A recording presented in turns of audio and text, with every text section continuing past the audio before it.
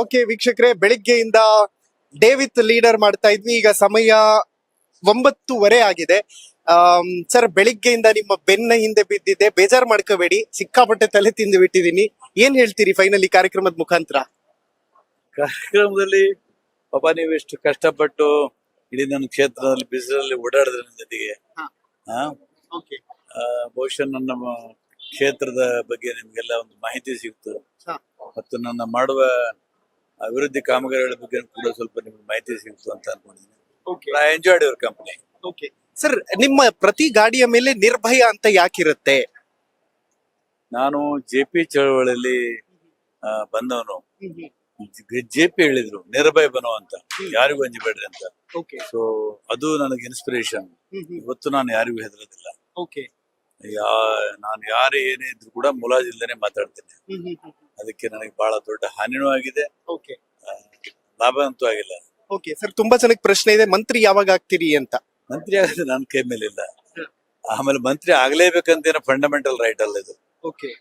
ಆ ಜಿಲ್ಲೆಯ ರಾಜಕೀಯ ವಿದ್ಯಮಾನಗಳು, ಅಲ್ಲಿಯ ಸ್ಥಿತಿಗತಿ, ಅಲ್ಲಿ ಕಾಸ್ಟ್ ಕಾಂಪೋಸಿಷನ್, ಆಮೇಲೆ ನಮ್ಗೆ ಗಾಡ್ ಫಾದರ್ ಯಾರು ಇಲ್ಲ. ಗಾಡ್ ಫಾದರ್ ಇದ್ದವರೆಲ್ಲ ಮಂತ್ರಿ ಆಗ್ತಾರೆ, ನಮಗೆ ಗಾಡು ಇಲ್ಲ, ಫಾದರು ಇಲ್ಲ.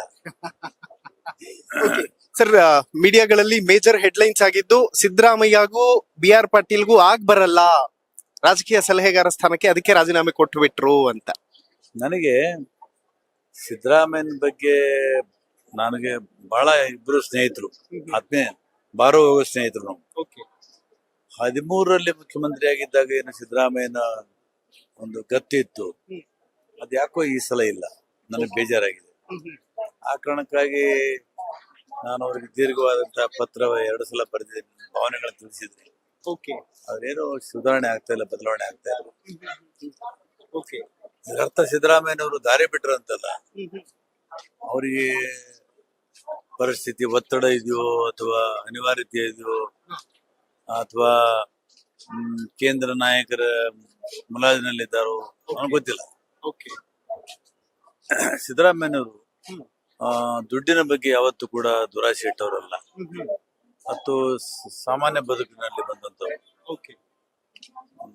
ಅವರು 2ನೇ ಸಲ ಮುಖ್ಯಮಂತ್ರಿ ಆಗಿದ್ದಾಗ ನಾವು ಬಹಳ ನಿರೀಕ್ಷೆ ಮಾಡಿದ್ದೀವಿ, ಆದ್ರೆ ಆ ನಿರೀಕ್ಷೆ ಯಾಕೋ ನಮ್ದು ನೋಡ್ತಾ ಇಲ್ಲ.